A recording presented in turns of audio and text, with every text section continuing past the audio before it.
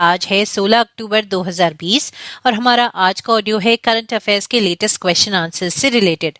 आइए शुरुआत करते हैं और जानते हैं आज के पहले प्रश्न को। क्वेश्चन नंबर 1, हाल ही में किसने central bank of the year award 2020 जीत लिया है?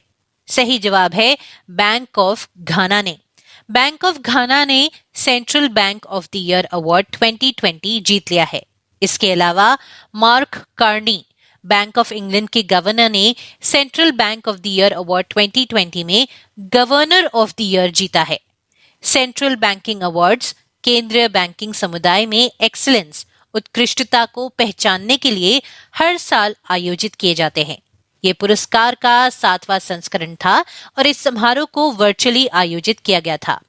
बैंक ऑफ घाना का हेडक्वार्टर्स है एक्रा घाना में और इसकी स्थापना हुई थी 1957 में। क्वेश्चन नंबर 2, हाल ही में अक्कीतम अच्युतन नंबूदरी का निधन हो गया। ये कौन थे?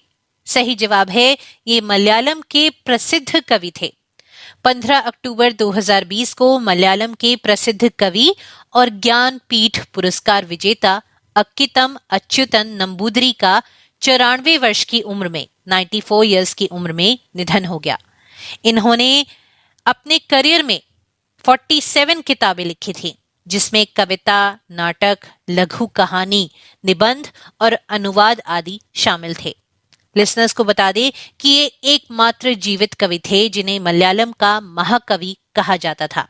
इन्हें वर्ष 2017 में पद्मश्री से और साल 2019 में ज्ञानपीठ पुरस्कार से सम्मानित किया गया था। क्वेश्चन नंबर 3, हाल ही में किस राज्य या यूनियन टेरिटरी की सरकार ने रेड लाइट ऑन गाड़ी ऑफ अभियान की शुरुआत की है? सही जवाब है दिल्ली ने। दिल्ली सरकार ने हाल ही में राष्ट्रीय राजधानी में वायु प्रदूषण की समस्या से निपटने के लिए रेड लाइट ऑन गाड़ी ऑफ अभियान की शुरुआत की है। इस अवसर पर आयोजित कार्यक्रम को अरविंद केजरीवाल ने संबोधित किया। लिसनर्स को बता दें कि दिल्ली में करीबन 1 करोड़ रजिस्टर्ड व्हीकल है। इनमें से अगर 30 से 40 लाख वाहन भी एक दिन पे सड़कों पे आते हैं और रेड लाइट होने पर अपना इंजन बंद कर देते हैं, तो उससे वायु प्रदूषण कम करने में काफी मदद मिल सकती है। दिल्ली में सर्दियों में वायु प्रदूषण का स्तर काफी बढ़ जाता है और आम निवासियों को सांस से जुड़ी कई समस्याओं का सामना करना पड़ता है। इसी को देखते हुए इस अभियान की शुरुआत की गई है।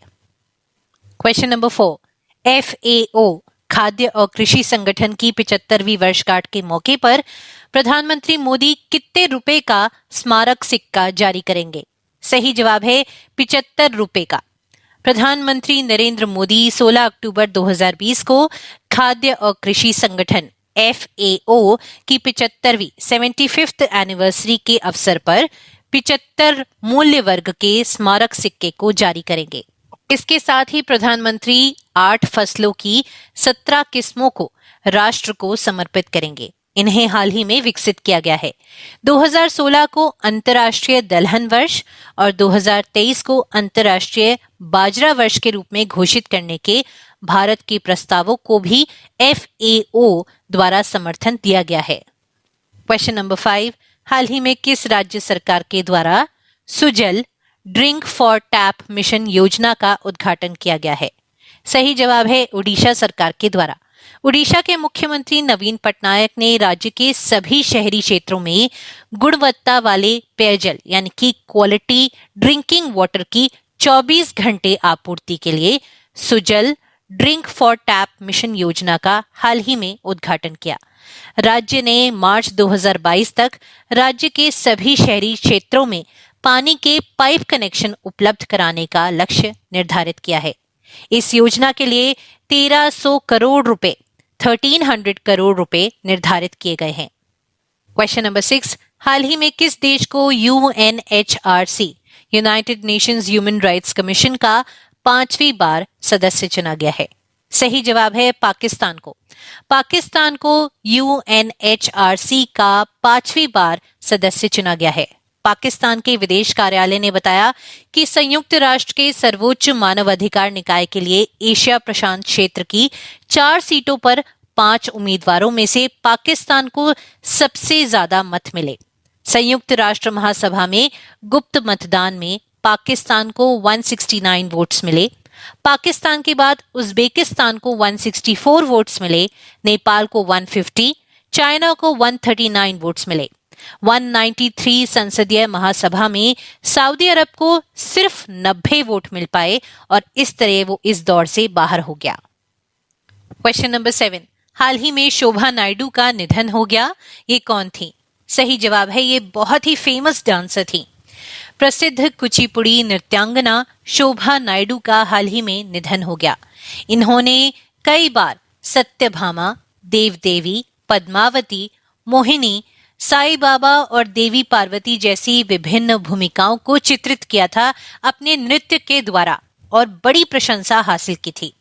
इनके द्वारा 2001 में पद्मश्री और 1991 में 1991 में संगीत नाटक अकादमी अवार्ड जीता गया था। क्वेश्चन नंबर 8, हाल ही में किस देश ने दूसरी कोरोना वैक्सीन को तैयार कर लिया है? सही जवाब है रशिया ने। रशिया ने अपनी दूसरी कोविड-19 वैक्सीन एपीवैक कोरोना को मंजूरी दे दी है।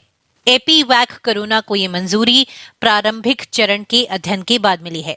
रशिया के राष्ट्रपति व्लादिमीर पुतिन ने घोषणा की कि देश ने दूसरा कोविड-19 वैक्सीन रजिस्टर करा दिया है। ये नया कोरोना वैक्सीन पहले से तैयार हुई वैक्सीन के 2 महीने बाद आई है। इससे पहले रशिया दुनिया की पहली corona virus vaccine Sputnik V को ऑफिशियली रजिस्टर करा चुका है। लिसनर्स को बता दें कि स्पुतनिक वी को रशिया को देश और विदेश में वैज्ञानिकों की व्यापक आलोचना का सामना करना पड़ा था। क्वेश्चन नंबर 9, हाल ही में किस राज्य सरकार ने सरकारी नौकरियों में 33% महिला आरक्षण को मंजूरी दे दी है? सही जवाब है पंजाब ने। पंजाब सरकार ने पंजाब सिविल सेवा नियम 2020 को मंजूरी दे दी है। इस फैसले के तहत राज्य की सरकारी नौकरियों में सीधी भर्तियों में महिलाओं को 33% रिजर्वेशन 33% आरक्षण मिलेगा। क्वेश्चन नंबर 10, केंद्र सरकार द्वारा सभी FCRA खाते खोलने के लिए किस बैंक को नामित किया गया है? सही जवाब है भारतीय स्टेट बैंक को। गृह मंत्रालय ने सभी गैर सरकारी संगठनों को निर्देश दिया है कि वे विदेशों से चंदा प्राप्त करने के लिए 31 मार्च 2021 तक भारतीय स्टेट बैंक की नई दिल्ली शाखा में एक निर्दिष्ट FCRA खाता खोल लें।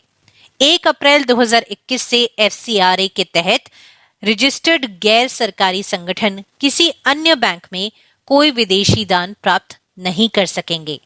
सितंबर में संसद द्वारा विदेशी अंशदान विनियम अधिनियम 2020 में संशोधन किया गया था।